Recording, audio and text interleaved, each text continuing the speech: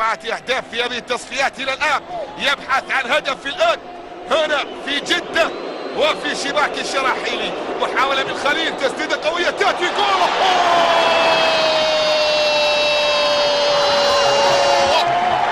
قلت لكم ضرب من الجنون، ضرب من الجنون للمجنون أحمد خليل.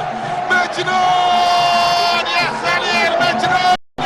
هدف بقدم يمنى في شباك الشراحيلي وبطريقة الكبار، بطريقة الكبار.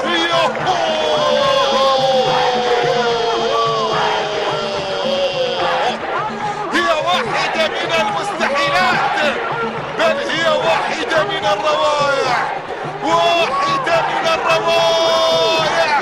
بكرة بقذيفة في شباك الشراحيلي تعطي التقدم لمصلحة الأبيض الإماراتي هنا في الجوهرة بهدف مقابل لا شيء عن طريق اللاعب أحمد خليل، عن طريق أحمد خليل. هدف إلى سلمان، أرضية في منطقة الجزاء من سلمان فرج.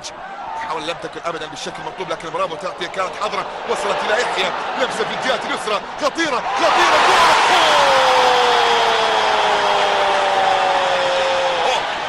هي ضاقت، فلما استحكمت حلقاتها فرجت، وفرجها السهلاوي. هي في صعبها سهلاوي، في الأوقات الصعبة سهلاوي يسجل محمد ويعيد له مواجهة من جديد ويصل إلى نقطة التعديل، يصل إلى نقطة التعديل. هدف التعادل يأتي لمصلحة الأخضر في اللحظات الأخيرة. هذه المحاولة الماضية هي العرضية،